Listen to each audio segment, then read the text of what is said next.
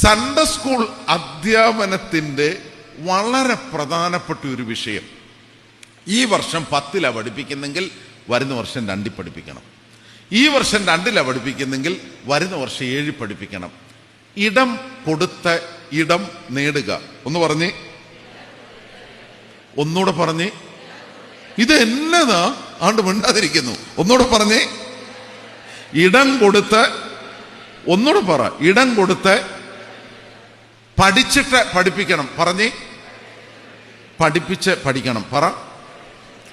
രണ്ടാമത്തെ കാര്യം, നമ്മൾ മറ്റുള്ളവരെ ഒന്ന് സഹകരിപ്പിക്കണം. സഹകരിപ്പിച്ചേ പറ്റൂ. നിങ്ങൾ ഓർക്കണേ, നമ്മുടെ എല്ലാം മനസ്സിലൊരു ചിന്തയുണ്ട്. എൻ്റെ ദൈവമേ, ഞാൻ ഹെഡ് മാസ്റ്ററായിട്ട് സേവനം അനുഷ്ഠിക്കുന്നു. എൻ്റെ ഈ ഹെഡ് മാസ്റ്റർ സ്ഥാനം പോയി കഴിഞ്ഞാൽ ഈ പള്ളിയിലെ സൺഡേ സ്കൂളിൽ നിന്ന് പോവല്ലോ. ദേ ഇങ്ങോട്ട് നോക്കിക്കുക, എൻ്റെ മുഖത്ത് നോക്കിക്കുക. അങ്ങനെയൊന്നും ഇല്ല കേട്ടോ, ഒട്ടും നിന്ന് പോകത്തില്ല.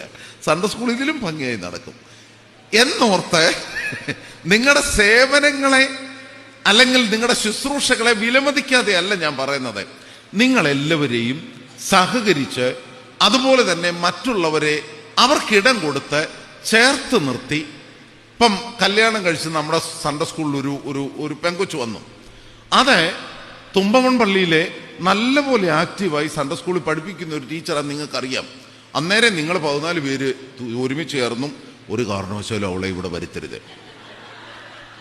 അങ്ങനെ നിങ്ങൾ ദൈവത്തെ ഓർത്ത് ചിന്തിക്കരുത്. നമ്മളെല്ലാം ഇങ്ങോട്ട് നോക്കിക്കേ, നമ്മളെല്ലാം ഒരു കുടുംബത്തിന്റെ അംഗങ്ങളാണ്. സത്യത്തിൽ എൻ്റെ ശക്തി നിങ്ങളാണ്. അയ്യോ, നിങ്ങളുടെ നല്ല വാക്കുകൾ, നിങ്ങളെല്ലാവരും എന്നെ ഫോൺ വിളിക്കുകയോ ഓരോന്ന് ചോദിക്കുകയോ ഒക്കെ ചെയ്യുന്നു. എന്തൊരു സന്തോഷമാണെന്നോ. ഇതുപോലെ തന്നെ നമ്മുടെ കുഞ്ഞുങ്ങൾ, അവരുടെ വളർച്ച, അവരുടെ ആധ്യാത്മികത, അത് നിങ്ങളെ മനസ്സിൽ കണ്ടുകൊണ്ട് കഴിവതും ചേർത്ത് നിർത്തണം.